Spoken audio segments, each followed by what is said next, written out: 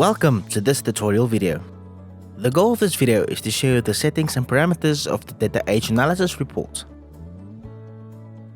In this video, we will start on a report screen. Click on the Add New button. The report profile screen will open. We will now take a look at the various fields and buttons located on the report profile screen. Report category refers to the classification or grouping of the report. Click on the Report Category drop-down menu and select the Debtor option. Report type refers to the specific report that you want to use. Click on the Report Type drop-down menu and select the Debtor Age Analysis Report option. The Debtor Age Analysis Report panel will appear. We will now take a look at the various fields and buttons located within the Debtor Age Analysis Report panel. Click on a down arrow next to the blank option to select the previously set up profile to generate. For more information on setting up profiles, please refer to the Profile Setup user manual linked in this video's description. For the purposes of this video, click on a blank option from the list. Report Description provides a concise explanation of report's content and purposes. Click on the Report Description field and complete the relevant information. Timespan represents a distinct period between two specified dates. We will now take a look at each field and option in the Timespan section. Financial period is a time frame within the financial year. Click on the To drop-down menu to select the appropriate date on a date picker where the report will end. Capture date is the date when a transaction was captured on the system. Click on the To drop-down menu to select the relevant end date. Transaction date is the date that the service was rendered to the debtor. Click on the To drop-down menu to select the relevant end date. IFRS 15 date refers to the International Financial Reporting Standard date, which is the date the contract started and ended. Click on the IFRS 15 radio button if applicable. Please note that by selecting the relevant dates is not compulsory, as it is not always possible to know when the start and end dates of the contract will be. Accounts refers to which data accounts will be used when the report is generated. We will now take a look at each field and option in the Account section. Selection type is the debtor criteria that will be used to generate the report. All refers to all debtors on the system that will be taken into consideration when the report is generated. Range refers to a specific range of debtors on which the report will be generated. Click on the Type drop-down menu and select the appropriate option from the list. Number is a series of account numbers you can specify on the From fields. Name is a specified name you can enter into the From fields. File number is a series of file numbers you can specify in the From fields. Click on a From and To drop-down menu to select the relevant start and end dates.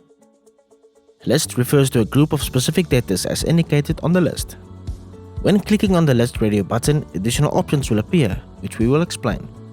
Search allows you to search for desired debtors from the debtor list screen. Click on the Search button. The debtor list screen will open.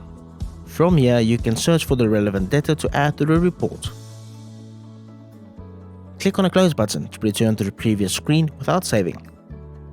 Click on the Select button after selecting a data to import the data into the report. Previous report refers to the debtors that were selected from a previously generated report. Click on the Previous Report button. An attention pop-up will appear where you can select the previous report to add debtors from the drop-down menu provided. Click on the Cancel button to return to the previous screen without adding the data. Click on the OK button to add the selected data to the report. Raw text enables you to input a list of data IDs in various formats, including sequences or numbers separated by non-numeric characters such as commas or spaces, and it also accommodates the use of prefixes. Click on the Raw Text button. An attention pop-up will appear where you can enter the relevant information into the text box provided. Click on the Cancel button to return to the previous screen without adding the data. Click on the OK button to add the selected data to the report. Please note that once the debtors have been selected, they will appear on the list. Grouping and filtering refers to how the data of the report will be grouped together. Tick the relevant checkboxes in order to choose a grouping criteria in which the report will filter. Additional filters refers to supplementary information related to the age analysis of the data that will be included in the report. Debtor days periods will allow you to adjust the total amount of days you would like to filter in the age analysis report. Click on the Days Debtor Periods field and enter the desired amount of days. Alternatively, you can utilize the up and down arrows within the field to adjust the desired amount. Calculate age according to enables you to generate a report displaying information based on a specified time frame and transaction type.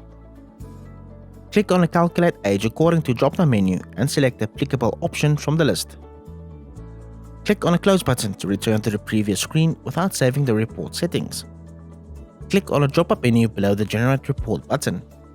Click on the Save and Generate button to produce the Debtor Age Analysis Report, as well as to save the information completed.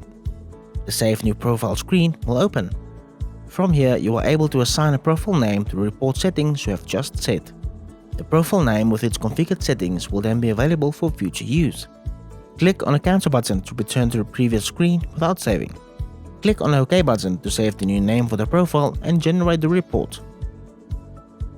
Click on the Generate Report button to produce the Debtor Age Analysis Report based on the information completed.